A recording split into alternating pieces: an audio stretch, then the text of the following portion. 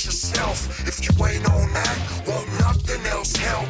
Life, liberty, pursuit of happiness. You ain't with that, you probably living like savages. Health, wealth, knowledge yourself. If you ain't on that, won't nothing else help. Life, liberty, pursuit of happiness. You ain't with that, you probably living like savages. When the mind's right, it shines light from the highest heights to the deepest darkest depths and ignites with delight. What up, good people? Welcome to episode 171 of the Project Book Podcast. This, my friends, is your holistic and that good old common sense pursuit of health and wellness. If you don't know how we get down in these streets, we're talking all things health, all things wealth, all things knowledge of self. What does that look like? How am I eating? How am I thinking? How am I moving? How am I operating? Am I able to see myself? Do I know myself? Do I know my triggers? Do I understand what turns me on? What turns me off? What causes me to rise to the occasion? What causes me to cower? I need to know these things. I need to know these things before anybody else knows these things. That's what we're talking about. I'm your host, Baby Rook the Great. And if you're wondering who the hell told me I'm great, I'm wondering who the hell told you that you are not. Better yet, how long are you going to keep playing this thing small? How long you going to keep living less than your best? Because the fact that you can hear me, the fact that you're here lets me know the transmission is on you, baby. It's in you. You wouldn't be able to get it otherwise. There's something in you that knows that there's something more for you out there. There's something more in you. It ain't just on you, it's in you. So what's going on, good people? What's going on in the streets? Better yet, spare me the details. I ain't even interested. Other than your streets, you good, your family good, you loving on somebody, somebody loving on you. The important things, it's one of my favorite quotes from Altered Carbon. Focus on the most important thing to you in the world. I'm jacking it up, but essentially that's what it is. What's most important to you? That's what you put your attention on. That's what you put your everything into. That's what you bring to life. That's what you feed. The events that we see happening across the country, small and large, is because we are the battery. We are feeding it. This is the hardest thing you're going to find in this whole process of really living an exceptional life. Are you willing? How well are you at pulling away from the system? Can you turn away from the machine? Because to the average man, to the average woman, that means I'm doing nothing. And I don't know how to do nothing. So what's going on, good people? Today's going to be a little bit different. This episode is going to be recorded on YouTube. I know we talked about this before, but I get a little too over the top up here to take everything on YouTube. So I got to do these on a case-by-case basis. But it's probably been in the last 5 years, hell, I don't know. We might have had 5 guests up here, maybe. And mainly, I've shared why. I'm really checking for that shit most people talking about, just to be honest. Regurgitating the same thing. Nobody actually, you know what I want us to make great again? Make people who give a damn about what they're doing, how they're doing it, and why they're doing it great again. That's what I care about. Those are the type of people I want to talk to. Those who, doing things a little bit different. And so I got a special guest today, and hell, he's internationally known. So as seen on Joe Rogan, as seen on InfoWars with Alex Jones, as seen on Gutfield, as seen on Piers Morgan, hell, he was just seen on Megyn Kelly, as seen on the social media streets, just wreaking havoc. Co-host of the Hotep's Been Told You podcast every Thursday, 8 p.m. YouTube, Rumble. Hotep Jesus, welcome. Thank you. I just want to say something about, you're like a master brander. I'm like all into marketing and branding, but like your intro is very consistent and it's great branding. And I absolutely love it. I'm in love with the way you brand the intro of your videos. Appreciate that. So let's jump into this thing. First, and I know you've explained this before, but for the folks who don't know, how did this whole Hotep Jesus thing come about? How did it come about? Mostly because I was speaking my mind. I'm a capitalist and I love money. And, ever since I was a kid, I love money. And we were having some issues in the Black community with police violence. the Mike Brown story, Tamir Rice, et cetera, et cetera. And I lent my voice to those issues because I was very, very pro-Black once upon a time. And people didn't like what I had to say. But I also have like this split personality where I can be serious, I can be goofy, and I can be super spiritual. And I have time periods where I maintain one longer than the other. So at some point, I was, speaking very spiritual, was speaking about Black issues, et cetera, et cetera. And somebody said, what do you think you are? Some sort of Hotep Jesus?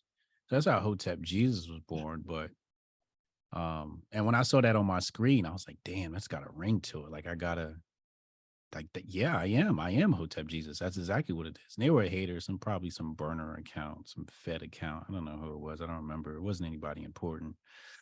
But so that's how I became Hotep Jesus. But Hotep Nation formed because I guess you could say the right wing of the Black community is misnomered as Hoteps. In 60s and 70s, this is how we greeted each other in the conscious movement. You say Hotep as a greeting and an exit, et cetera, et cetera. And then the Black left sort of took over following Black Lives Matter, AstroTurf bought a lot of, big money. And they chose Hoteps as their target, as, trying to eliminate a certain mindset from the Black community. And they started calling us Hoteps. And I didn't like that very much. So I decided to, own it, take control of the title, and exalt it. And I remember when we first started the movement, some kid said to me, you guys shouldn't go by Hotep and Hoteps because it's not marketable. It's like, I do marketing. Like, that's what I do, bro. Like, I didn't say anything. I just laughed in my head. And here we are, Hotep mainstream. So yeah, that's the quick story behind it all. So I know you get into marketing, you get into crypto, 3-time author, all that good stuff. Mm-hmm. How we roll over here though, we're less interested in what you do and more interested in who you are. Okay. So we got Hotep Jesus, right? Who's the man behind Hotep Jesus, and what sets him on fire? What sets his soul on fire? Damn, it's a good question. I don't know. Shit. I think so. All right. So I guess I would have to come back to, what is intelligence? And, people measure intelligence by the IQ test. I wouldn't measure intelligence by that because there's various intelligences. I would say intelligence should be measured by how conscious and aware you are. So, I pride myself in being conscious and, self-conscious in a positive definition of the term, but like always checks and balances and self-auditing. So like optimizing my internal system of who I am and how I think and what I think, and even like every interaction with every individual I have, after it's done, I'm always auditing and saying, what could I have done better? What could I have done better? So, it's just like always optimizing me and wanting to be better. I don't know why. I think I'm, in some ways, I just think I'm hardwired like that. And I was the only child, so I had a lot of time to self-reflect. So, childhood probably has a lot to do with it because, we didn't have social media, like it exists today when I grew up. So I spent a lot of time alone, a lot of time reading, and a lot of time just reflecting and just observing life and observing people and interacting with people and practicing my own form of psychology on people. When I was a kid, it was more menacing and mischievous, like how do I get underneath this person's skin, right? And then through that, I started to understand, okay, well, this is how, different types of people become upset. So then, you can, I guess, reverse engineer that and make people love you. So yeah, I practiced a lot of, just self-auditing, but why? I don't know. I don't know. This is just who I am, I guess. Just, I just, I think a lot of it, what a lot motivates me is just seeing dumb people, seeing ignorant people. Like, for example, I could be chilling and doom scrolling on the internet, looking for something to throw in the grift bag. And then I'll see a certain tweet that just shows like massive ignorance.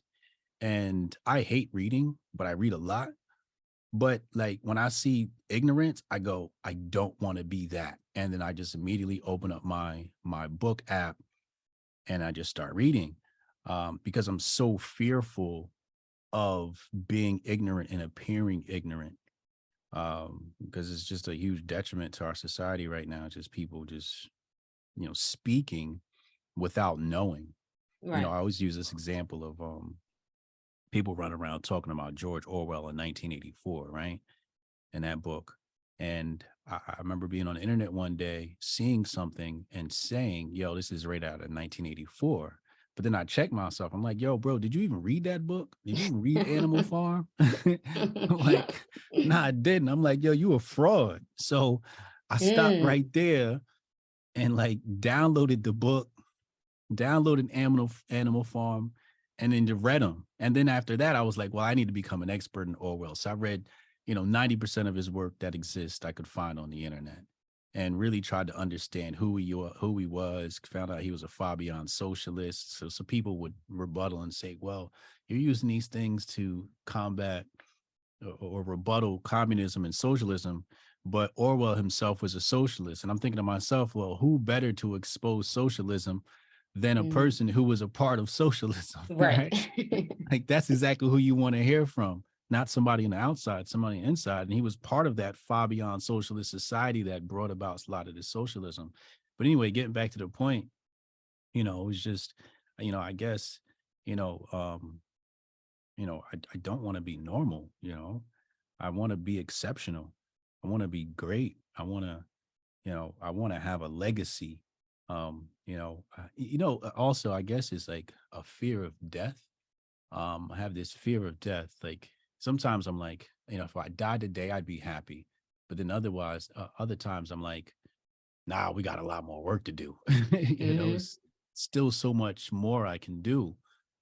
So there's this like, I think this is probably amongst masculine men where you want the world to remember you when you're gone. I want monuments, 30 feet high, with my likeness on them. I want to be, internationally known. I want to be talked about in history books.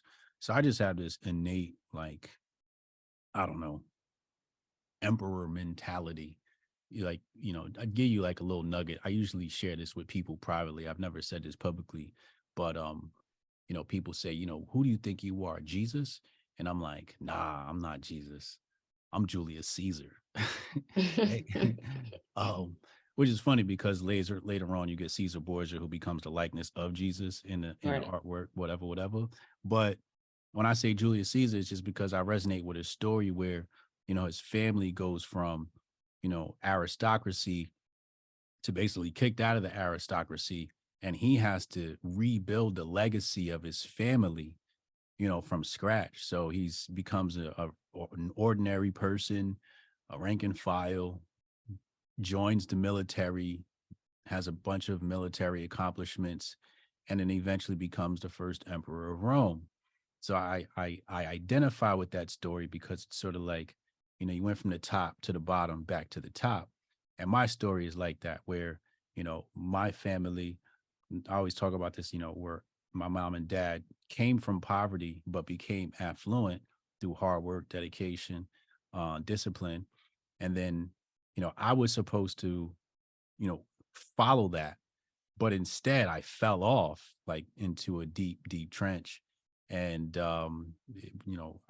my future was very uncertain at one point, and then I got it together, and now I'm like, yeah, I'm Caesar. I'm an emperor. I'm going to own my own country one day, right? Like this is, these are the goals I have. But it's just like, like when it comes to goals, you know, um, you know, I try to set them astronomically high because I just feel like I have the potential uh, to reach them like astronomical. Like when I say I'm going to have my own country one day, like that's a goal. Like I'm not. That's not something people are like, oh, you really think that's possible? I'm like, well, I'm thinking beyond that. Like, what do I do after I get my country? Right, What right, do I right. do after I buy my island and create my own society and culture? Right. These are the things I'm thinking about. But I have my whole life mapped out. From here on through becoming emperor. So, if for me, it's like sometimes I forget my why because I just know my plan and my path. Right. So let me ask you this. At what point did you know that you were a man? And I'm not talking about turning 18, like what point in your process, like it hit you, damn, I'm a man. And that switch went off like it alerted you that okay, I gotta do things different. Like I'm stepping into this, I've stepped into this now. That's a really good question. These questions are amazing. Oh my God. Um, let's start with my struggle to become a man. Um, early 20s, I would say things to my dad like, I'm a man, I'm a man. But really, I was trying to convince myself, like in hindsight, I'm like, I was trying to convince myself. But I think I knew I became a man when I didn't care about becoming a man. Mm, That's when it really dawned on me that I was coming to this realization of, like what does it even mean to be a man? Like, it's very much a subjective question. It even comes back to what's a high value man, right? Like everybody that says what a high value man is going to answer that question based upon their own values and their value system. Whereas some people would say, high value man has to do with, money and obtaining a certain lifestyle. Whereas I'm thinking of a high value man is, what are your morals and virtues? Um, that to me, because you could have all the money in the world and you could still be a douchebag. Is that a high value man because he's got $1 million?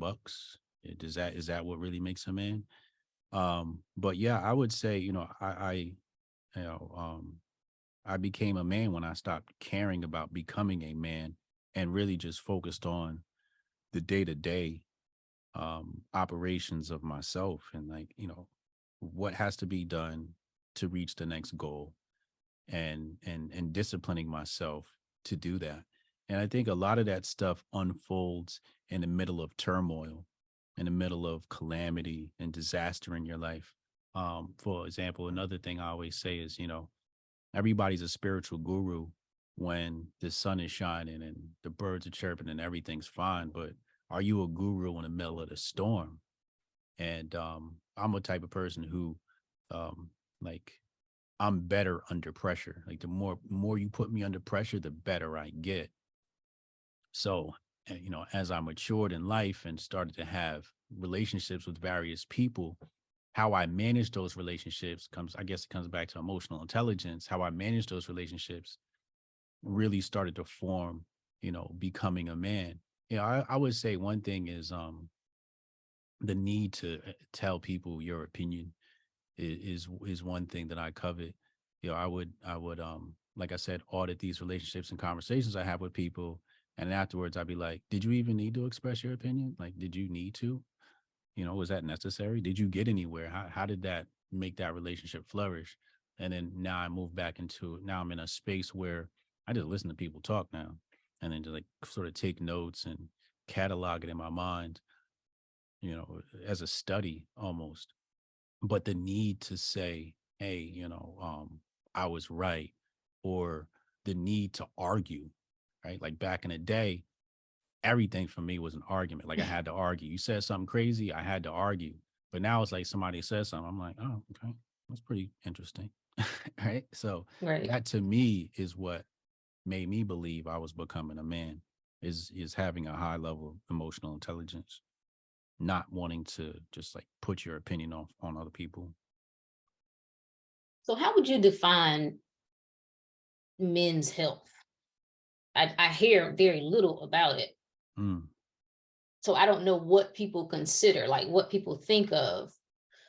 For women, typically we think childbirth. We associate that part with women's health.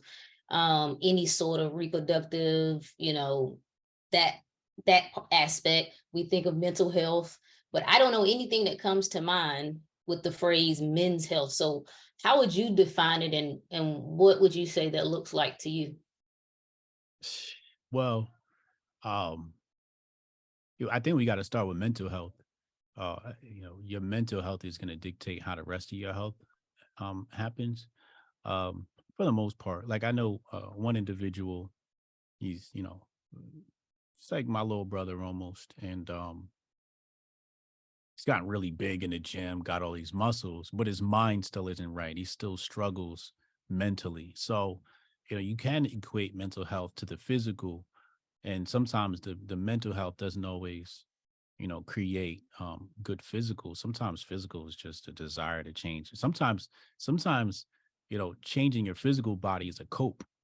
You feel like, oh, I have to have these muscles because I'm lacking in, financial area, or I'm lacking in, I have some sort of insecurity I'm trying to cover up with muscles.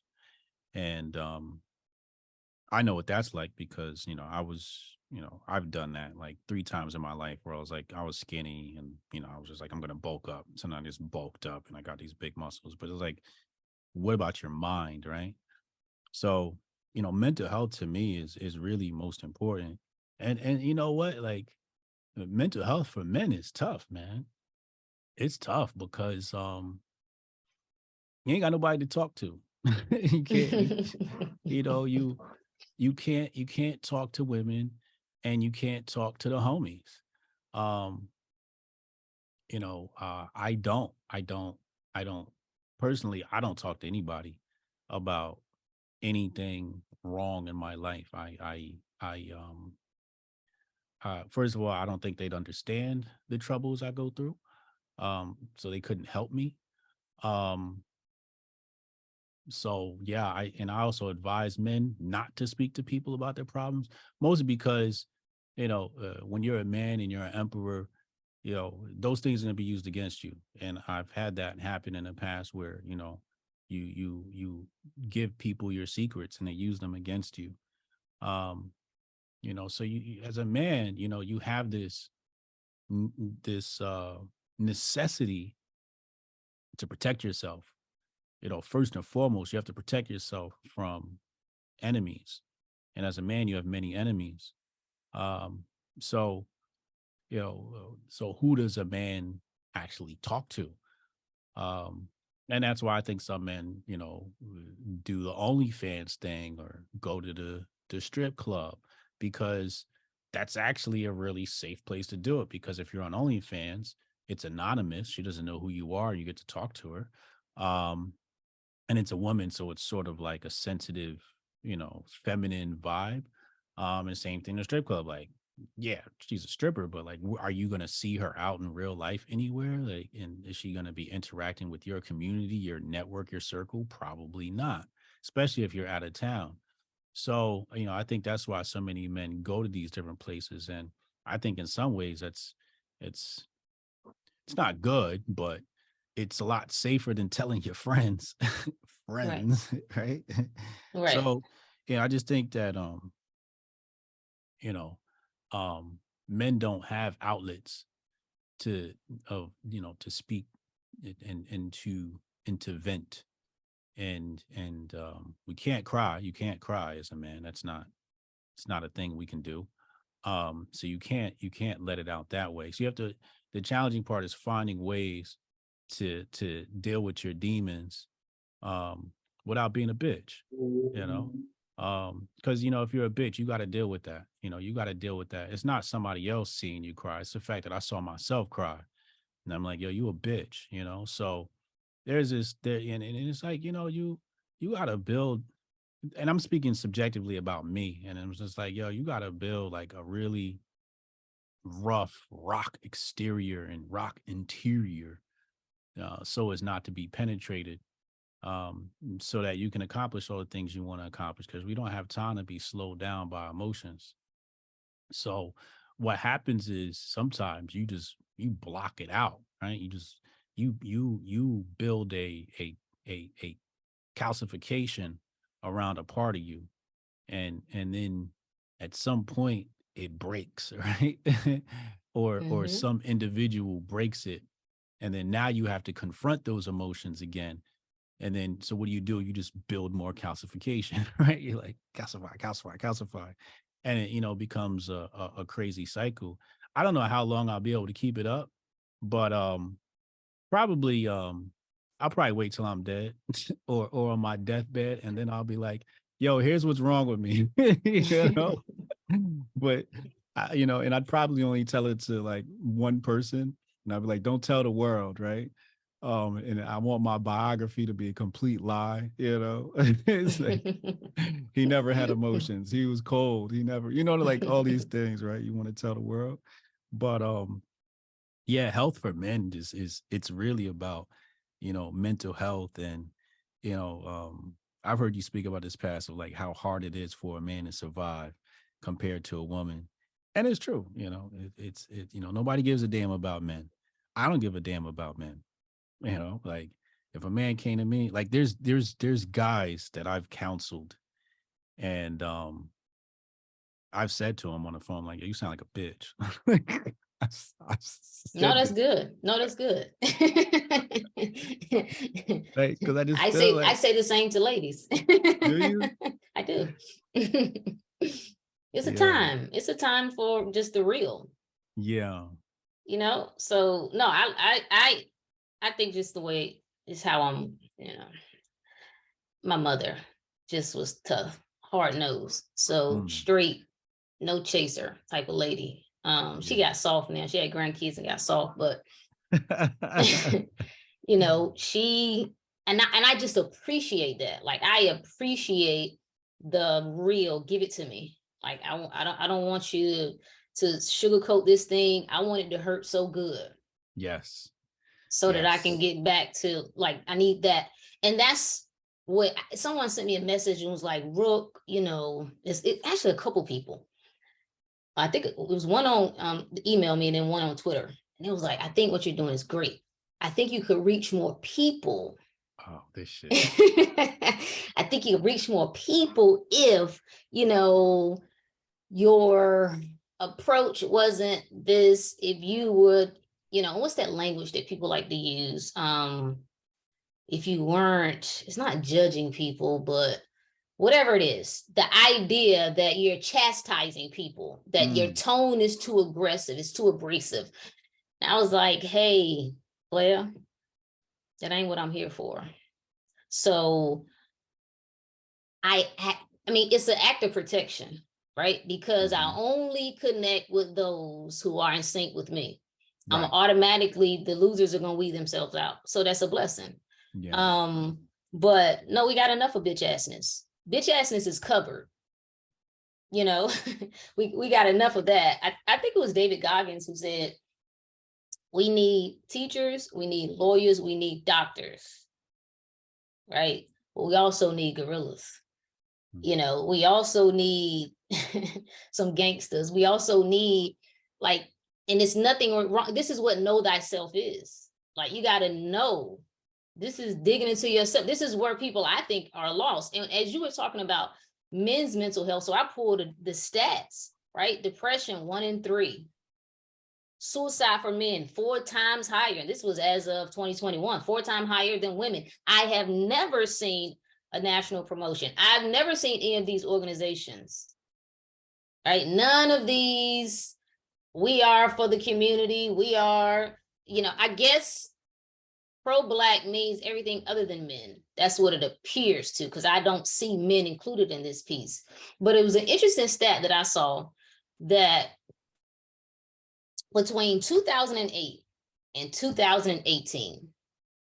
Men under 30, right? The percentage of men under 30 who had 0 female sexual partners since the age of 18 rose from 8% to 27%. Oh my Lord. What's happening? Mm. What's happening? We got obesity. Had a brother want to go back and forth about women being obese. Yeah, we fat as hell. I'm anybody who's ever follows me. No, I ain't never backed off the women. Right? Women say that men shouldn't involve themselves in women's business. Well, hey, that's what I'm here for, baby. So I got it. So I've never given women an easy escape out of the realities that we need to face, right? But fellas, the numbers say your fat ass is fatter than the women. So what's happening? What do you think is happening? What's Well, there's a lot to unpack there. I want to go back to what you said before about gorillas. You know, I got the same thing. That's why I knew what you was about to say. When people said, you know, Ali Shakur, you know, if you change your tone, you reach more people. And I'm like, my goal isn't to reach more people, right? And like you said, you know, those minds that won't resonate with Rook or Hotep Jesus, somebody else will resonate with those minds and they'll be able to help them. But you know, some people need a softer touch. I remember, you know, this one person came to me and they said they were on all these anxiety meds, this, that, and so forth. And so I asked them, I said, are you homeless? They said, no. So who you live with? My mom. Y'all living good? Y'all eating good? Yeah, we got 3 hots in a cot. Okay. Do you have cancer? No. AIDS? No. Are you suffering from any disease? No. So there's nothing wrong with you.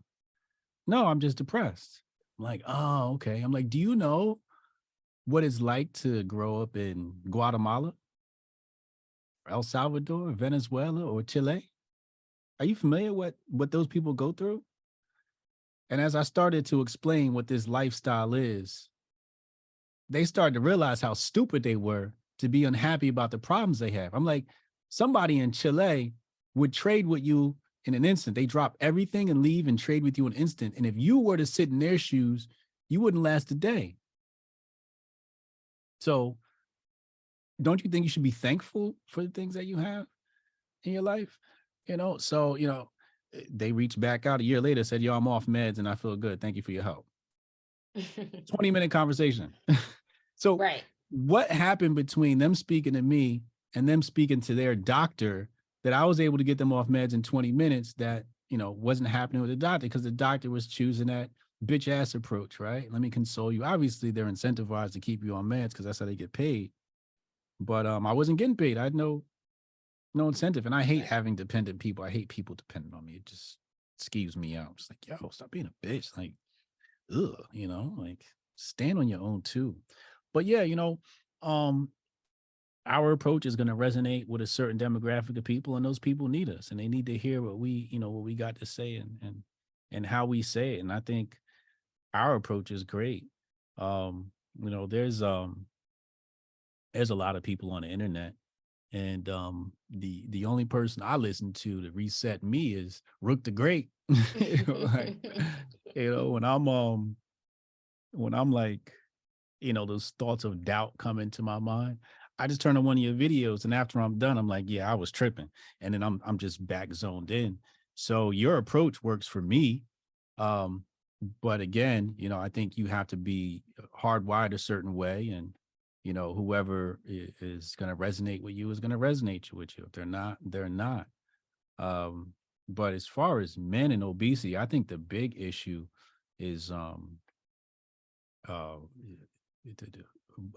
white collar work and sports.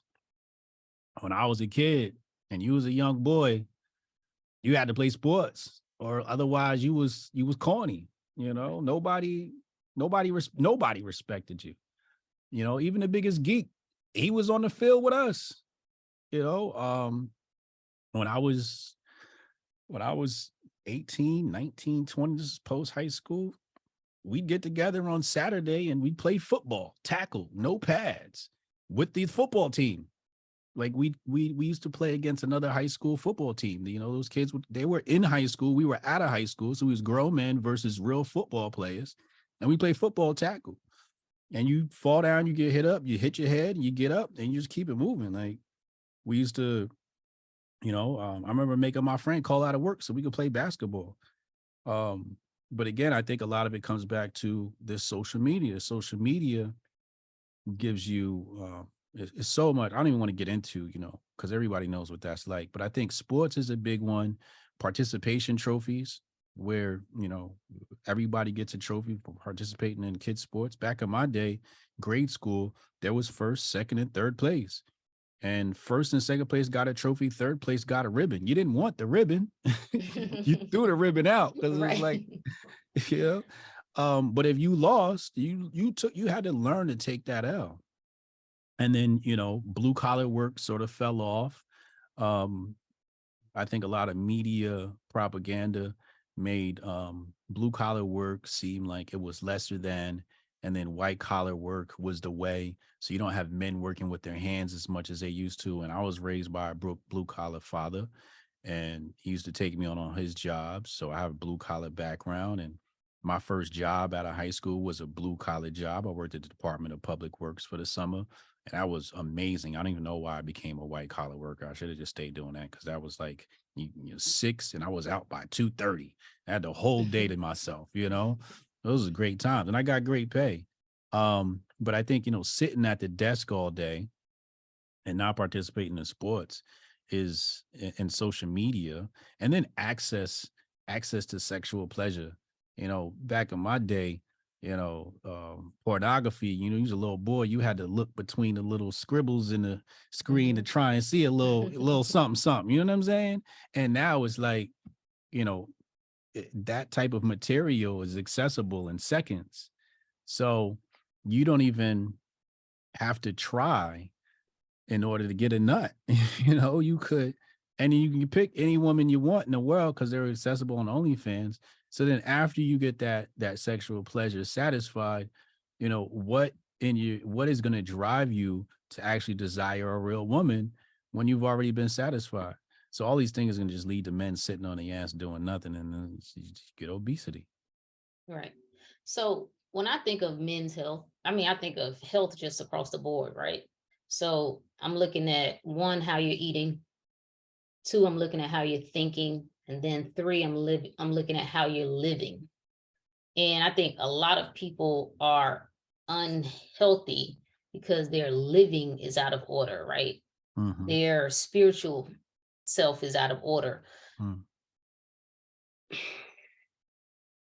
In regard to purpose, when you think about men's health, how much does purpose and goals and having goals and being disciplined, how much of that plays a part? Because I think people miss what you can gather from fitness when you see people having transformational stories.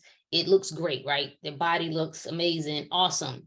But what really happened was they incorporated, 1, some discipline, because it ain't happening, from that. By incorporating the discipline, now they move into action. Now they see them get it done. And once you see yourself start to get things done, guess what happens? Confidence boost. That's something that can't nobody give you, right? That has the perspiration precedes the confidence. So once the confidence comes, now you are convinced that I am him, I am her, right? What else can I do? It opens your mind to possibilities. And I have written on my mirror when I'm working out, feel the pain. All right. I said it this morning, I'm doing my squats and I slowed up on them. Like really, like I want you to feel, I want every cell in my body to feel the pain, right? And when I get to the breaking point, or what I think is the breaking point, I want to keep going. So those type of things, what you really get out of how fitness has the ability to transform, your life in regard to setting a goal and then seeing yourself get it done. I think where men are suffering is in the same way that women are suffering. We're not seeing ourselves get things done. So much information is online. So we're spending, I know, because I'm guilty, right? I got folders, I got videos, books, I done bought all types of damn courses. How much do you go through and complete? Right? So now you become this information hoarder versus there is nothing that is going to supersede you putting in the work. So I think people are getting stuck because they're not moving. And the more they don't move, you feel worthless. You're seeing yourself operate beneath your potential, right? So the more I see myself operating as a loser, the more I slide into a depressive state. It almost feels like, what's the point? Right? And now when I slide into a depressive state, I gotta go to my vices. I need the porn, I need the ladies, many, all right? I need the sex, I need the drugs, I need the alcohol. And before I know it, damn, I done lost me. I don't even know who I am. I done gained 50 pounds. And it's so easy to gain. I mean, 1 pound a month for 12 months is 12 pounds. You do that shit for 5 years and you gain 60 pounds. You can't even pass the stand up, look down test. Fellas, listen, I'm calling you out right now. I'm calling you out. If your ass cannot stand up and look down and see dick, that I won't. Going forward, we start in the month of June, right? The month of June. I think Hoteps are calling it Strong Dad June. Yeah. Right? Yeah. Whether you actually have biological children or not, it don't matter. We putting you in there. Get in there. Yeah. You have an obligation. Like that should bother you. And this little tiptoe stuff that we doing, like we don't want to face reality. And I was I won't say who it is. I was telling somebody. Like the fact that you got your fat ass on an airplane and you needed a seatbelt extender, that shit should burn. It should ache in your soul that this is unacceptable. So I don't consider you healthy when you will accept less than your best. You see what I'm saying? Let me ask you a question. You said how you're living. What do you mean by like, how somebody's living? How close are you to your center? So I'm always thinking about, so the eating, right? That's the body aspect, how you're eating. How you're thinking is the mind aspect. How you're living is that spiritual aspect. How close am I to my center? Because that is what keeps me in tune with my soul, what's most important. What's the center? The center, your soul. Okay. Yeah. Okay. One and the same, your spirit, man. I see what you're saying. I'm saying home base. That's home base. Like you can do all of the things, but if you don't have a solid foundation at home, everything else crumbles, right? Yeah. And we are seeing that happen to people. I love to, it's fascinating to watch people go after the things, the money, even the perceived ideal relationship, right? You get the things, you start to travel, right? You got options, you got the money is looking good. And yet, why are you still unhappy? And I'm not talking about superficial people who just tone deaf to their heart and spirit, right? But I'm talking about, folks, it's, good-hearted folks can't figure out why am I still not satisfied? Because I am feeding everything other than my spiritual self. I'm feeding everything other than my soul. What profits a man to gain the whole world and lose his own soul? That's what the book means. I mean, that's what the good book means. It ain't talking about just money itself is not a problem. Money's just going to expose who you really are. You see what I'm saying? Yeah. So I think that's the problem that folks are having. And it doesn't matter if you're a man or it doesn't matter if you're a woman. Let me see if I want to make this statement. I'm thinking it's probably a little worse for the fellas because there's such an intense amount of pressure to be a man. Women, we can have excuses. Somebody's gonna feel sorry for us. We can put up a post that we done lost our job and we got kids and people, oh my God, girl, and they're gonna send the money and God bless you. And women are gonna be able to get support. A man is expected to figure out how to get it done. And I don't want to get off on a tangent here. Go on a tangent. But the weakest men that I have seen were in church. Oh, damn. Right? And what I mean by that is, you see the air coming out of men, right? When you, anytime you go against your nature, right, you weaken yourself. And brothers, I know that you think you're being supportive of women, but when you support and enable bullshit coming from your woman and the women in your life, because you want to, one, because you love them, let's just say that, right? You do, you care about them, you're trying to, listen to all the, how we go on and on about everything, like, yeah, babe, but you do it to the degree that it's detrimental. So I just have seen so much in the church where the women would be out of order, but because the man had just gotten to a point to where he just, he was quiet. He allowed her to do or say. He went along to get along, maybe so he could still get some ass. I don't know. Or at least get her to shut the hell up when they got in the car. I don't know. But if that was a winning formula, why are so many men suffering? And it's in relationships and out of relationships. You see what I'm saying? Yeah, black women control black men. That's a whole nother topic, man. I see a lot of that on the timeline where these fellas are simping and just excusing women for bad behavior. I'm just like, but anyway, so let me ask you this. Go ahead. Yeah, I actually don't put any brain power to those problems, not yet, at least. I feel like I got other things to more. I guess I'm selfish What about what I problems? What problems are these? like. What you're talking about, like relationships between specifically cucked black men and women. Oh, okay.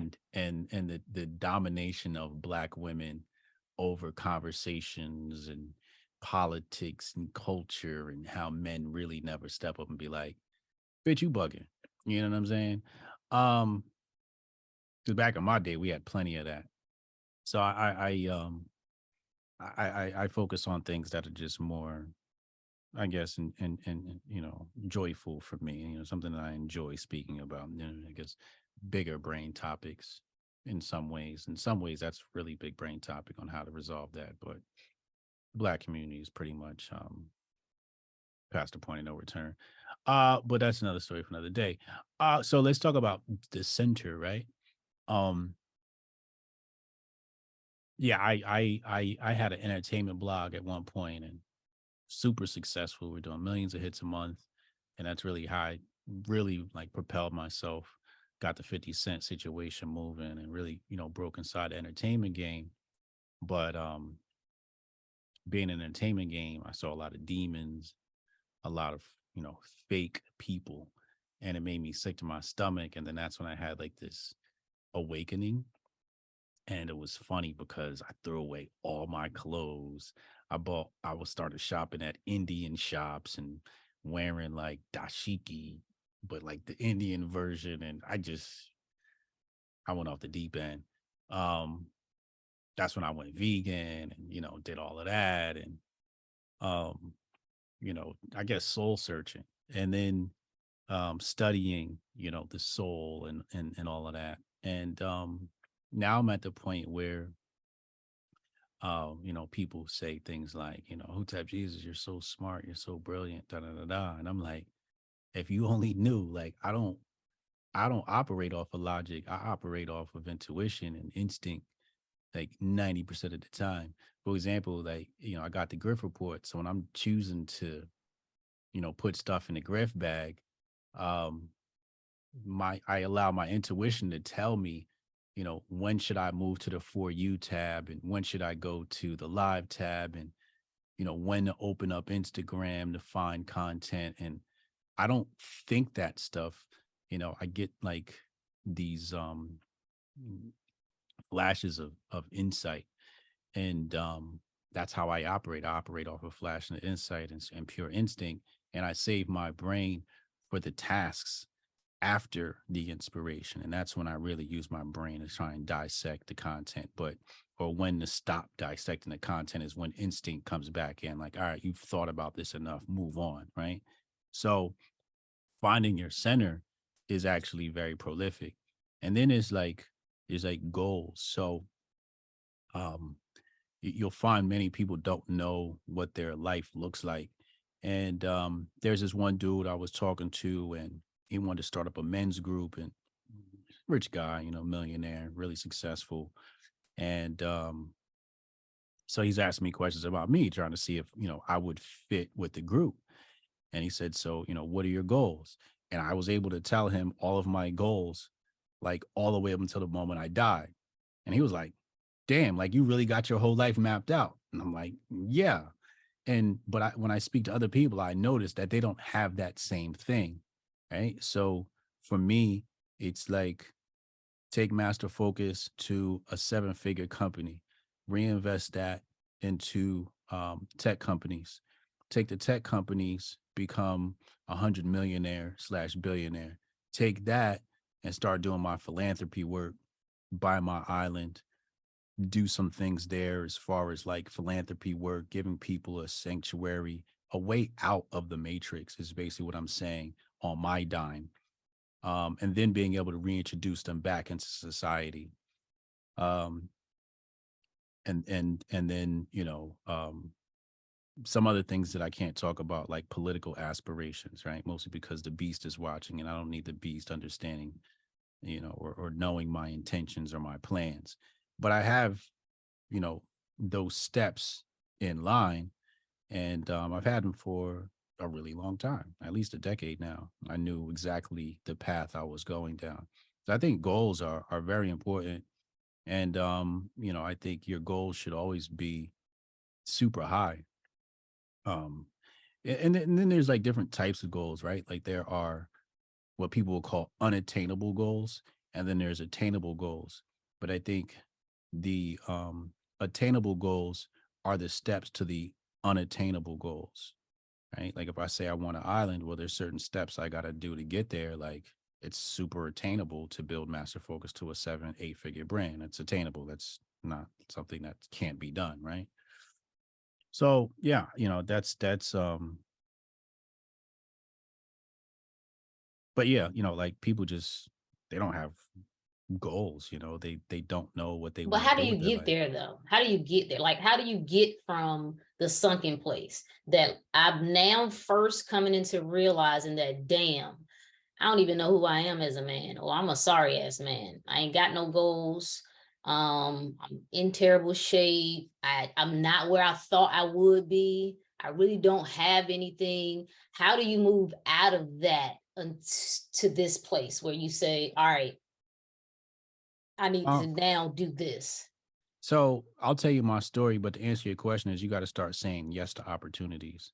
So at one point I was about 125 pounds, emaciated. I was selling drugs, mostly it was just weed. But I was doing that to pay the bills. Really didn't know where I was going in life. I was in the mortgage industry, and that industry fell off, and I thought I was going to be doing that forever, or at least, as a career until I got some of my entrepreneur stuff off the ground, and that fell off. So my income took a hit, my life took a hit. I was emaciated, and then I remember being, staying at my friend's house. I used to sleep on their couch, and I remember him walking in, and he saw I was reading like these self-help books, right? So I always tell people I read the 48 Laws of Power like 4 to 5 times. I used to take the train to work. I used to read the 48 Laws of Power on the way to work. Um, and other like just, Think and Grow Rich, these just random self-help books. And I remember him walking in and he was like, yo, you always reading them self-help books, but you never gonna be shit. And I remember looking up from the book and just looking at him and just like, why would you say that? And he used to read Harry Potter books. So I'm thinking to myself, like, I'm reading these books. You're reading Harry Potter. I'm pretty sure I'm going to be better off than you 10 years from now. And the line of work that we were in the restaurant business. Well, today he's still waiting on people. I stopped doing that. Shit, I can't remember. It's like over a decade ago, So, but it came down to, I didn't know where I was going, but I wanted to better myself. So I was educating myself and I was brainwashing myself with these books and understanding power and understanding the subconscious mind and auto suggestion. So I was educating myself. So I always tell people a portion of your day has to be dedicated to education. I think it goes like education, organization, execution, communication, and then like, I guess, audit. So these like the five parts of your day, and communication could be with your team, whatever. But anyway, coming back to the point, my homeboy Demick hit me up and he was like, yo, I'm going to Florida to shoot a music video. Do you want to come? And I'm like, bro, I ain't got no money. He like, yo, we driving, you good, we got you, whatever. And I was like, I thought about it. I'm like, yo, like, I'm not doing anything else. And I just said yes, right? And that moment changed my entire life because we became a group. From there, we started touring. We had success. I remember one of Lil Wayne's artists said he hadn't performed for a crowd more than 20,000 people until he was signed to Lil Wayne. We did that several times, unsigned, right? So we had this massive amount of success. I got a huge education on marketing, guerrilla marketing, branding, et cetera, by doing it. Public speaking, because we had to perform. I used to have stage fright. And I got over that through that career. But, you have to know, especially when you're down, you got to just start saying yes to opportunities. Maybe not every opportunity, but most opportunities, you just say yes. For example, I remember we shot a music video and I had invited a bunch of girls to be in the music video, really pretty girls. And one of them was my ex. And I was like, yo, you want to come through, do the video, da, da, da. She's like, I'll see. Then the music video came out and she says to me, damn, you could have got better looking girls. And I'm like, I asked you and you said no, right? So what I started noticing, even in the modeling world, I started noticing that the people who succeeded were the people who showed up and not necessarily the people with the talent or the most beautiful people. I was working with a lot of different talent, and I would notice that the most beautiful people were always the most fearful. They were always the ones who overthought everything. Like, oh, my hair's not done, so I'm not going to go. Or I don't have this, so I'm not going to go. All these little things. I remember I was at a popping podcast once. I invited this chick to come through. She came through. She made one of the podcast hosts take her to the store so she can get some makeup or something like that. And then she came back and said, I'm not going to do it because I don't like the way my makeup looks. And I'm just like, other girls just stood in front of the camera. They, right, came as they were and got their shine on and got their just due. So it's just like the most beautiful people and talented people don't make it because of fear. It's the people who say yes and just go and just show up. Like, for example, Demick calls it cliffhanging, what we used to do. And I remember we had a show in Miami, big show. And, I had $100 to my name, period. And we had, back then, Spirit Airlines was doing like $9 flights one way. So you had to find your way back, right? Mm-hmm. So we got a $9 flight there and a $9 flight back on Spirit. And, but, you got to fly back on these off days. Mm-hmm. So we flew out on like a Thursday. The show was on a Saturday, but I was flying back like the next Wednesday. But we only had hotel money from the sponsor for Friday, Saturday, and Sunday. And my homies was leaving Monday. So how was I going to survive those last 2 days? I'm like, I'll just sleep in the airport and just wait. And, I'll figure I'll just starve. Like, I don't care. But I was not going to miss this opportunity. So we get there, we rock the show. And then some dude who owns a casino was like, he saw us in the club. He was like, yo, weren't you guys performing earlier? Like, yeah. He like, yo, I want to invest in y'all. So he took care of my hotel the rest of the time I was there. right? Like you don't plan Right. for stuff that to Right. happen, but sometimes what happens is when you make decisions, the universe coordinates to make everything work. And I noticed that no matter what I did, if I just took that leap of faith, the universe just coordinated to make everything happen. And when I didn't take those opportunities, it seemed like the universe wasn't working in my favor. I was working against myself. So I would say, you just got to start saying yes to opportunities, no matter how hard it may seem. Like, I'll give you another story. Um, we my little bro family, he a little pretty light-skinned boy. So they had a fashion show at Macy's, and my second mom says, Brian, you want to come with us? And I was like, yeah, I guess I'll just come, right? And we were just going to support him. Well, you get there, he's only 16 and it's 18 and up. So moms was like, Brian, you do it. You cute, go. And I'm like, I ain't trying to be no model, mom. She was like, you better go. I'm like, all right, fine. So I walked the runway, da da da da. I didn't win. Okay. Didn't expect to win. I'm not that tall. I'm only like 5'10, 5'11 on a good day. So I'm at my job, barely making it. This is when I first started the mortgage industry. I had no money. And I get a phone call. They're like, yo, the dude who was going to do it pulled out, but you were the runner up. Right? Do you want to do it? Now I'm like, I'm counting my money and I'm like, I got enough to get to New York. I don't have enough to get home, but I'm going. This is Russell Right. Simmons, da da da da. So I get there, I meet Russell Simmons. I get like 2 minutes with him in the back. He's like texting on his phone. And I asked him, like, yo, how do I make it? And he was like, win the streets. That's what I'll never forget. He said, win the streets. And I knew what he meant right away. Mm-hmm. Like basically win the people and you're good. Right.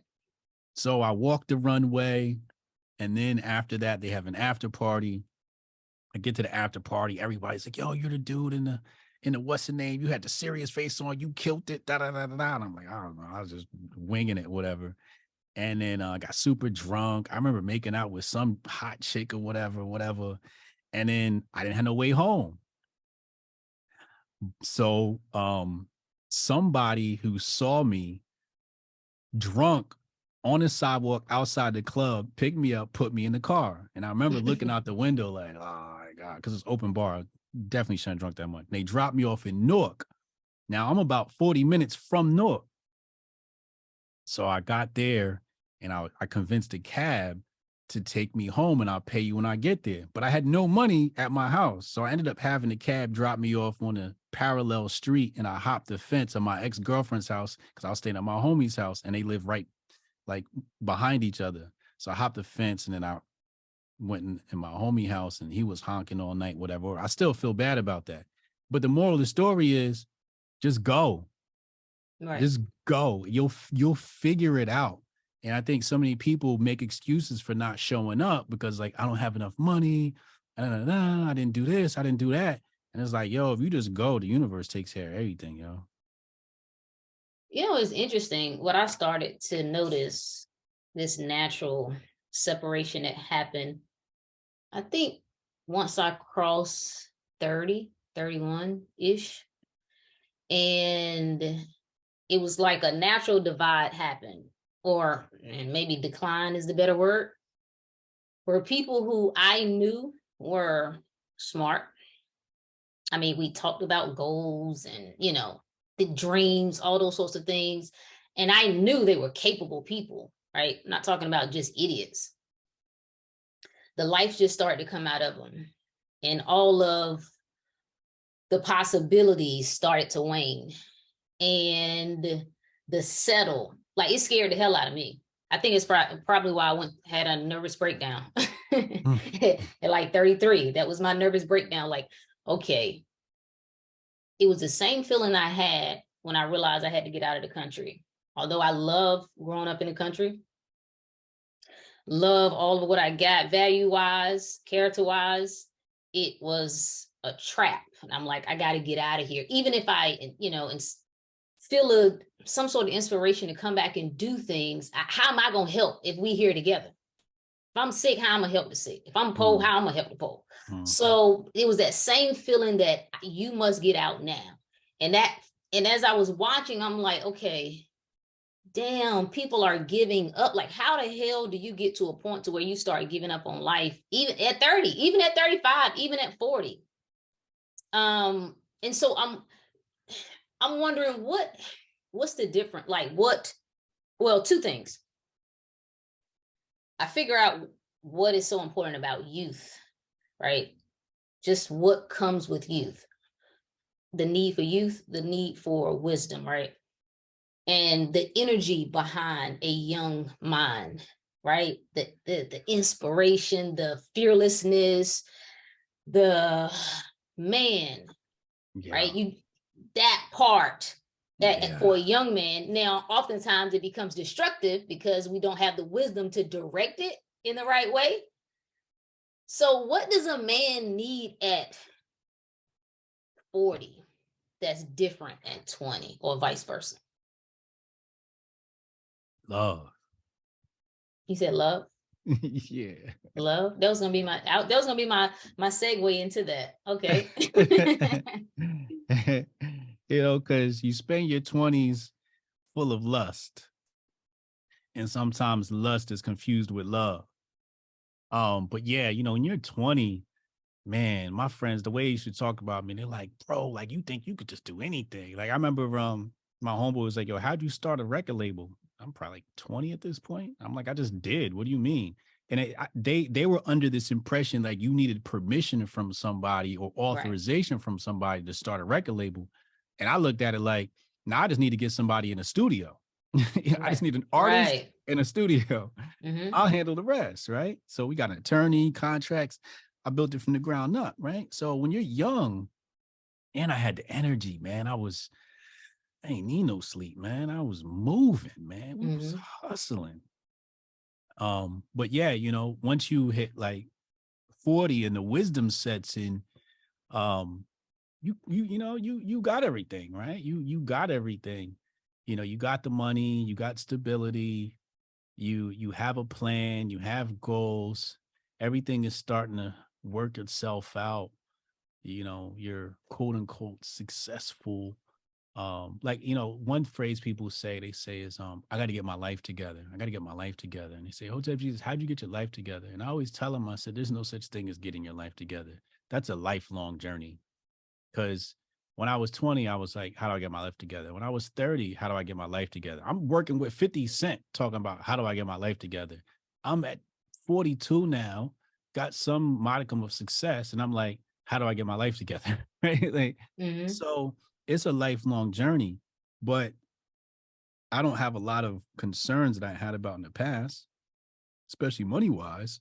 And I'm not rich, but you know, I've made the right money decisions, and now it's just like you know, that last piece is missing, right? Like you you know, I guess you need like companionship, you know, things I told myself I didn't need. um but like, remember we talked about calcification before. So you calcify that, and then it comes back, and you calcify it again, and it comes back until you reach a point where it's just like acceptance. It's just like, I have to accept that as a human being, companionship is something that makes us sane. And you see this in various, you know, scientific experiments with animals and whatnot. So it's not something you can avoid.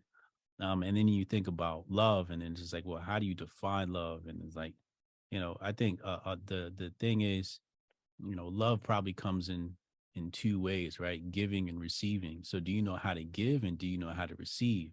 And I think if you've never received, it's hard to receive. And if you've never received, you don't know how to give it, right? So there's always that also that learning curve, or sometimes you're given love, but the way the person loved you, they loved you how they thought was the right way to love you, and not how you actually needed to be loved. So when you have these pieces missing from your life, and you know, you're you know, grown, you start to accept some of those pieces missing in your life, and you just like, I have everything but that, right? And you know, so then it's just like, you know, the calcification, and then the breakthrough, the calcification and breakthrough. It's just like this vicious cycle until you accept. And even in acceptance, there's still some form of denial, right? Because you got to be an alpha and you're masculine. And it's like, I don't need no love. I don't need no companion. I can do this myself. I don't need nobody, right? And then you get what you want and you're still unfulfilled because it's just you. Right, right. It's just like, So oh, I what got happens? What happens? Like, and some examples come to my mind of celebrities, but since I don't know them personally, I won't insert them. What happens to a man when he's not loved? What happens to his health? What happens to his potential? We know men can reach high heights, but without that factor, what does that look like? You could seek it out in the wrong places. You could misinterpret it. Mm-hmm. You know, you could misinterpret um affection as love. Um, just because a person gives you affection doesn't mean they actually love you. Sometimes the affection is just a form of con artistry, um, form of stealth. Um, but you could become cold. Um, but in my case, it's different because I'm a social media grifter. so so like I get love from my audience, right? So I'm fulfilled in that aspect. So it doesn't affect me as much as if I was at a white collar job and I didn't have it. Like, where would you get attention from? Where would you get love from? Right? Like, I don't, I was suicidal when I worked when I worked on the 50 Cent project. I remember sitting on the 25th floor, like, yo, I should just jump. Meanwhile, I had the most money I had ever had, most success. My dream came true. Here I am. But it was like with success, I lost my personal life. You know, I was alone. I was alone. That was the first time in my life. Well, not first, but first time in my adult life, I really felt alone. My friends had abandoned me out of jealousy because their dream was to be in the music industry and I had achieved it before them. Um, my love life was in disarray because I was hanging out with hot chicks all the time. And so then like trust was just down the tubes and the relationship was poor even before that. Right. So it was just like everything was just not clicking. Um, but meanwhile, I had this massive amount of success. So like, what comes of a man when he doesn't have that stuff? You can have a lot of anxiety. And if you're gonna make it through anxiety and not be suicidal, you calcify everything. You calcify emotions and you hide them. But the funny thing is, like, when you have that moment where the calcification breaks and it's just like you're just like you're just like down, you're just like defeated, just like, damn, I do need that, right?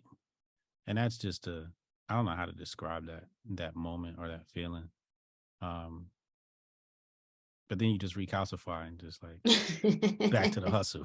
Right? So I don't know. I don't know. I think you just I think it's for many men it's gonna manifest in different ways. It could be unhealthy. For example, it's like uh, one good girl's worth 1,000 bitches, right? So if you ain't got a good girl, you got 1,000 bitches. Right? Like, so it's like, to fill that void, you deal with a lot of women, right? Like, this one satisfies me in this way, and this one satisfies me in that way, and this one satisfies me in that way, but none of them, reaches your center, right? It's all just cope. It's all like a drug. Like you do drugs and you're addicted to them, but they don't really like fix the problem, right? So you cope, and then that's when you end up with, a whole bunch of women in your life, and you just like, you're still not happy, right? You're happy the moment, like, and you're not even happy when you're with them. You're like, I don't want to be here. You like you cool, shorty, but I don't like you like that, Right. and if you spend too much time with that person, like more than 24 hours, you just want to go. You just want to leave. You just like, I just want to get back on the flight and go back to my office and work, right? Yeah, you just like, they become annoying too, because they're all into you, and you just, you don't feel the same. So now they just become annoying, and it's not to their fault. Like, you kind of feel bad because they're like all into you, and you're just like, I thought I was into you, but really it was just cope. So yeah, Right. you could have unhealthy relationships with women that way too. When I think about one of the transformations I had, one of many, when I finally felt like I was breaking out, right?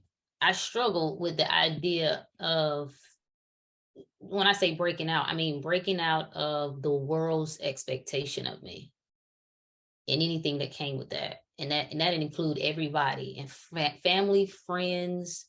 I'm free now. Like, I've released the beast and I'm gonna let this sucker run wild. Now, at a certain point, wisdom said you can't just release the beast. That was not the intention. The beast has to be released and then it has to be tamed. And I struggle with the idea of me being obligated to do anything, me having a duty to do anything. Like, why? Like, I don't owe nobody shit. Right? But I've learned that as a woman, I have a responsibility. I have an obligation to love and to give and to nurture and to create and to inspire. What would you say men's obligation is to the world, if anything? Mm. Shut the fuck up and work. you know Stop complaining. um you know um I hate to use this word because it's so cliche, but bravery, let me right? let me insert this real quick. Mm-hmm. What's his obligation to himself and then the world? Because I think that's most important. Damn. See, maybe it's just me, but I don't feel obligated to myself. I feel obligated to the world. Like, I sort of put myself second. Like, I prepare myself in various Mhm. ways so I can serve the world. But the way I'm hardwired, for example, the way I'm hardwired is, let's say we're in two situations, right? Somebody comes up and they smack me in the face, right? And I'd be like, oh, that was kind of fucked up. Why are you angry, right? But if you smack my homie, now I got to Right, put hands and feet on you. right, right, right, right, right, Like, right. Mm-hmm. that's how I'm wired. Where like, you could do whatever you want to me, I'm not going to be affected. But like, if you hurt somebody close to me, I snap. Like, I got like I don't know, it's a twitch, it's a reflex, like, ha, Right. like you about to get got, bro. So I don't really like have many obligations outside of what I've logically told myself is necessary, like maintaining my health and maintaining, just maintaining my overall health, right? And maintaining having a healthy mindset, maintaining. But a lot of that stuff is just like routine for me now. It's just practice, right? Like, things I do is just, it's just routine. It's a habit, right? So, um, and I think that's another key for men is like, having that's probably the obligation right there is, forming your habits, because habits become routine and routine becomes the man, right? The routine makes the man. So, if you want to take care of yourself, you got to focus on your habits. What are your habits? And I got a video too about quality of thought, like having a good, pure thought process. What are you thinking about? And the more you like audit these thoughts, the less bad thoughts you have, right? Because some people say things like, the things I think about, I could never tell people in the world. And I know exactly what they're talking about. Like, you could be like evil thoughts that you have. For example, some people say things like, when I get rich, I know exactly who I'm going to shit on. And I'm thinking, well, I'm gonna get rich. I know who I'm going to help. Right. Right. I don't keep space in my mind for people I don't like. That space is reserved for people I do like. So this is like this whole quality of thought that you got to like audit and be aware of. And what I noticed is the more I purified my thoughts, the less negative thoughts I had. I didn't want to do bad things to people, and then those thoughts just don't appear because I'm, sort of conditioning myself.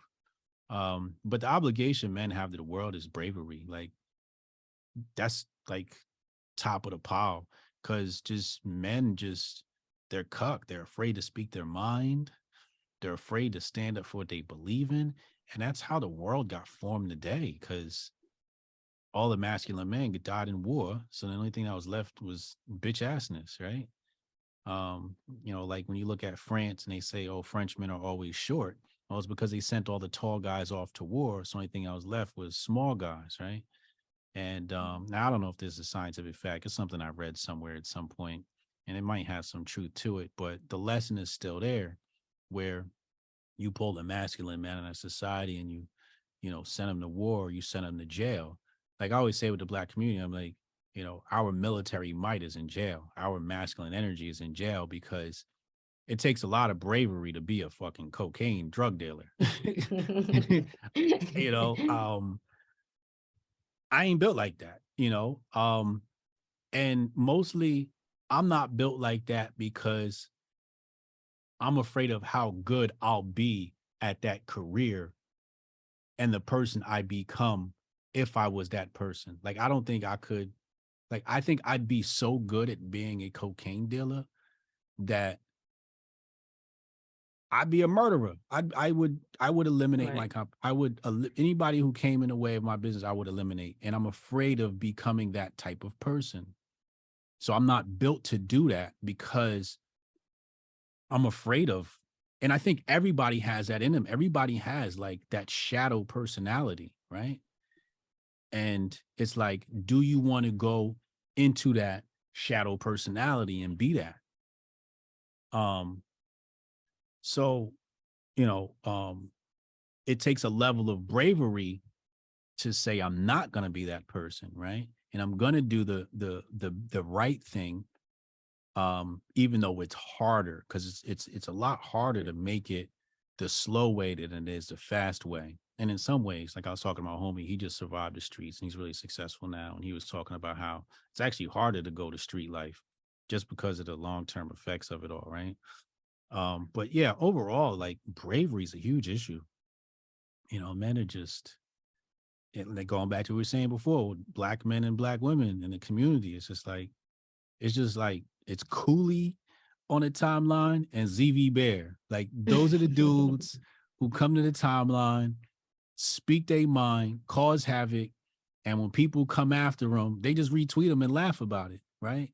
And it's just like, so ZV Bear is an account where he glorifies white women, a Black guy that glorifies white women. Now, I don't agree with that, but his bravery, I gotta respect, because the cancel mob is gonna come for you, right? Yes. And he's also like a conservative troll where he just talks about how great Trump is and how bad the left is. So I appreciate him for those takes too. And Cooley does the same thing. He trolls a lot and he has a lot of controversial opinions, and he's a gang member who's left that life, but still, you never really lead a gang. But he said controversial things that would get the ordinary person canceled, but because he's Cooley and a gang member, you can't say nothing. You can't Right. say, oh, you shouldn't vote for Trump to Cooley. He gonna be like, yo, pull up. Put your hands up. What are you going to say to that? Right? You can't. Now you got to put fist, you know what I mean? So the problem is men are too afraid. When we look at the pandemic, where were the men to stand up and say no to their family? No, don't do this. No, don't take that inoculation. No, we're not going to do that as a family. No, you better not do that. Like, that's another thing that's in my book, The Unbreakable Rules of Masculinity. Learn how to tell a no. Right. Like, hey, if you courting a woman, you need to figure out as early as possible. You need to tell her no at some point as early as possible, because so many men just go along with the program. You at some point you be like, no, that's bogus, lady. What are you talking about? But men just lack bravery, man. They're just all cucked and simped out. And really, like that's that. just Yeah, bravery. I like that. I like that. I think that sums it up. That covers everything. Right? It covers everything. Yeah, it covers everything. So last question. You have sons, right? Yeah. So thinking about, and let me insert this real quick. As you all are well aware, the rainbow month is June, right? Now, I don't know why they need a rainbow month, because every damn month is rainbow month. And I'm just saying, you know how we operate, right? We don't have a problem with anybody, any adults choosing to live however they want to live, right? We got that. We cool on that. But let's not play the game like we don't know what's going on. Let's not act like we don't know what's being pushed intentionally. It's not an organic movement that's happening, right? So Hotep Nation said, F all that, right? We're going to co-opt it. And it's going to be Strong Dad June moving forward. And I like that. And what I mean by that is, folks, we talk about this all the time. Stop sitting around bitching about stuff. Stop sitting around complaining about stuff. I talked about this yesterday. All of us with some sense, we are to blame, right? Those who are operating in love, those who are in great relationships, those who are building healthy families, you sit back and allow, just like you did with all that nonsense in the last 3 years, you sit back and allow the fools, right, to get in the driver's seat. And as they drive the shit off the cliff, right, it's like, oh, I don't know what's happening. Things are getting worse. Instead of inserting yourself. And this would be my beef with the fellas, is insert yourself. Man, if that's what you're saying you are, I'm not interested in you getting on a podcast telling me anything. Insert yourself in the world, make your presence known, make it felt. Then I'll be willing to listen to whatever it is that you're saying. So when it comes to raising boys, when it comes to young men, like, what are you teaching your sons? And they're teenagers, right? Yeah. So habits, routines, like, what is important for you in regard to teaching them about how to maintain health as a man? So I exist to create and protect love and power. I understand that none of these are possible without pain and work. I invite pain. I smile at pain. I love pain, because on the other side of pain is love and power. So I have them recite that because I want them to be accustomed with pain, because it's something that's unavoidable. And, something I tell them is, you either inflict pain upon yourself or life will. Right. So if you don't go through brain conditioning, body conditioning, when you get out on that field and you play those sports, somebody's going to body you and you're going to be like, I wish I prepared. Now you on your ass and it hurts. Now you're feeling the pain. But had you prepared and built the strength of your body and you knock them over, they're the ones feeling that pain. If you don't prepare your mind, which is painful, right? It's a struggle to prepare. Like I told you, I hate reading, but I read more books than most people do, right? And people think I love reading. I don't. It's a task, but it's a pain that I must feel. Otherwise, when I go on these podcasts, I'm gonna sound like an idiot. And I don't want to sound like an idiot. But the boys have to prepare their mind, because if they don't, you'll be, some low life plumber. Am I talking? Because there's a lot of great plumbers, but there's low life plumbers, the guys that can only, come and take the shit out the toilet, right? Right. They can't run the pipe in your house. So, you have to sit down and you have to do those studies. And you have to feel that pain. Otherwise, you'll be working at Target in the tuck section. Right? you don't want that life, right? So, Right. but I also tell them, you exist to create and protect love and power. So I want them to not run from love, but understand that love is to be protected. Love of self, love of family, love of your woman, love of your passion, your craft, and all of that. But also, I want them to understand power. You need power. Power is freedom. Some people say, what do they say?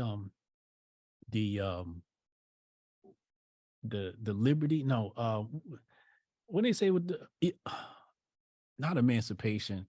What's the word they use with the Black community? Liberation. There we go. We need liberation. I'm like, yeah, liberation comes with power.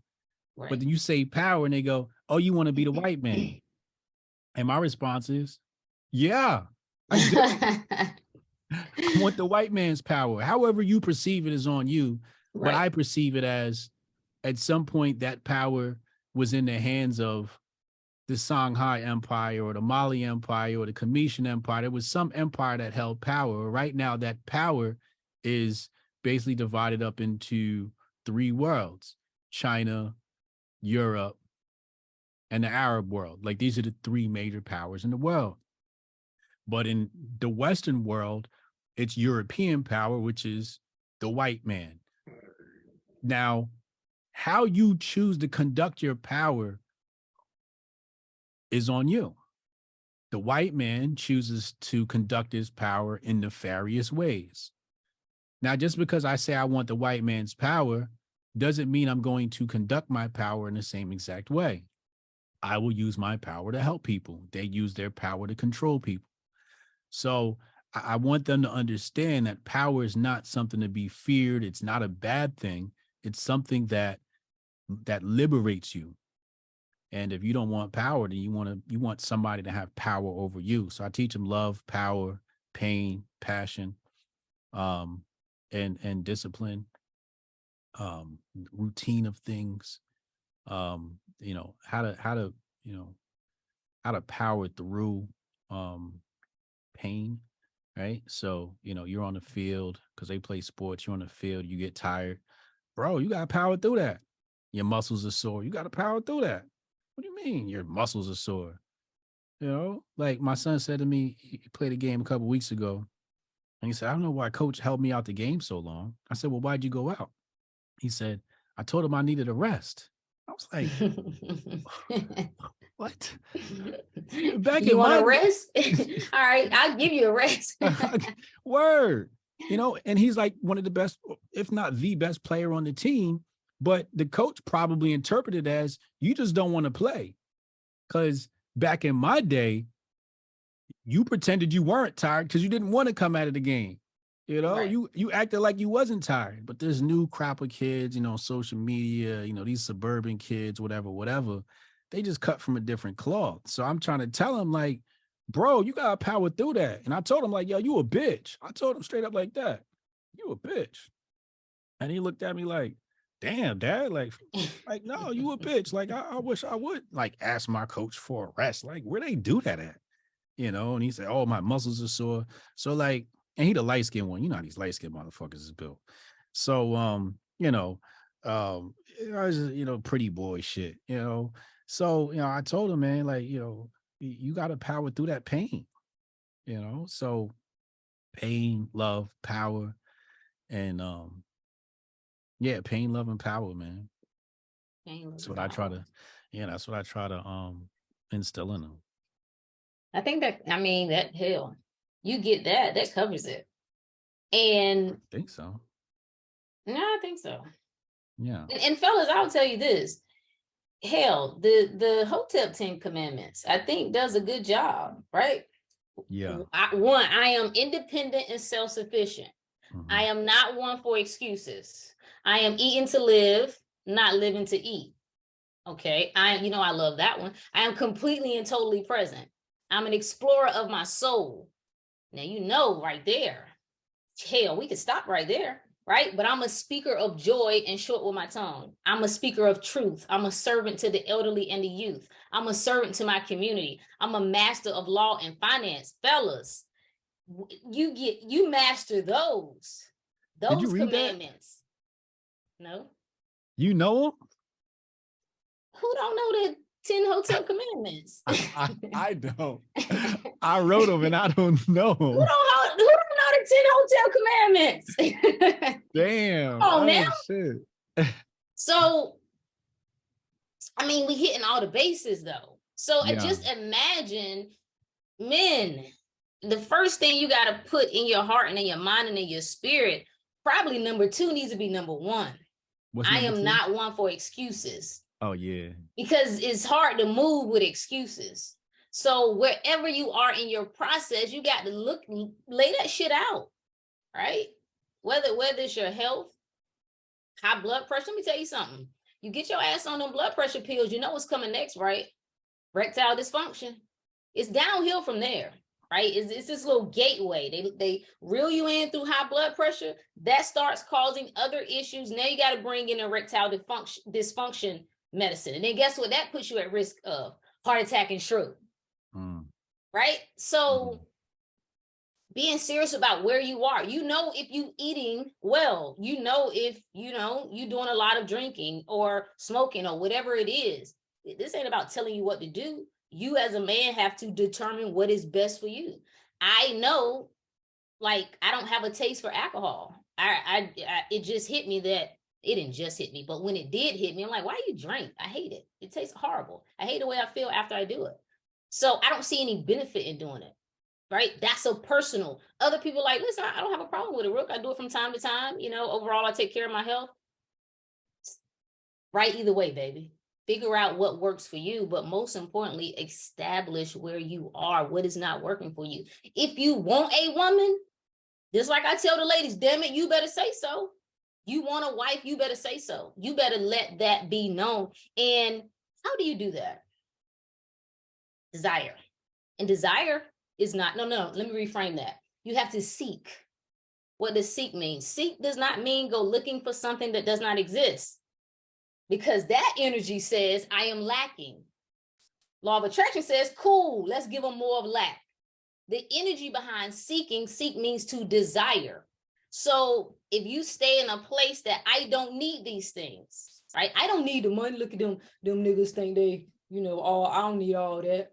I'm a blue collar man. That's fine, whatever, cool. If that's what works for you. But if you know in your heart and your desire that that's what it is that you want, then let it be known. Listen, this is where I would like to move myself financially. This is where I would like to move myself in my health. This is where I would like to move myself in life. I want to play a little small. I want to play a little big. Figure out what works for you. And for the God's sake, stop blaming women. There is no, if you really are after a valuable woman, the biggest turnoff, you want to dry up the cooch the quickest, is start blaming women. Coming online, talking about, y'all recording like your L's and posting them. Oh, do you have any friends? My God. Yeah, I could never do that. I could take the biggest L from a chick. I will never post it online. Fellas, listen, if no one else says it, real talk, we do need you. Ladies, you can get caught up in all the nonsense. I got every reason to dislike men if I wanted to. Starting with my father. If I wanted to. But you know what I did recently? I never had any issues. I just didn't go through that part that a lot of people experience when they don't know their father, like hatred and just bitterness. I was just like, but damn, some people got their birth father in their life, some people don't. And I just moved on. I mean, but I intentionally sent out love. I was just kind of going through a process of meditating and Like, brother, I need you to know you are me and I am you. I cannot hate that which I am. Like, so even if you're somewhere in your life, and I don't know if you're still living or not, but if you are somewhere in your life, I need you to feel love from this. I don't know where your mind space is. Do you have guilt? Do you have regret? But either way, from this side, it's all good. That was my path. That was the route that I chose. That was the channel that I said that I was going to come through. You understand what I'm saying? So, ladies, releasing all of this hate and anger for men and buying into the narrative that all men are this or all men are that. And you know what? I'm willing to accept that if you're willing to accept that women are all this, all women are this, and all women are that.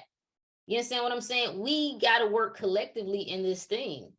And we all play a part in each other's healing. Nobody talks about that. Merging together, what that does to the heart, to the mind, and to the soul. So, fellas, there's still a lot of great things out here. The world is your oyster. You got to decide. You decide to be a loser, then fine. I would make one request. Could you be quieter with your loserness? Is all we would ask. Just a little bit quieter.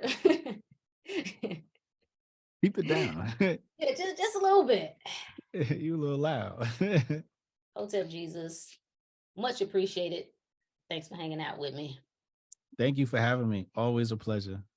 Find a good brother, hotepjesus.com, YouTube, Rumble. He's everywhere. Just put his name in. He got a lot of great interviews out there. So if you're interested in digging more into his background, do so. Wherever you are, make sure you check in yourself. All right? That's all I got for you, good people. Until next time. Peace.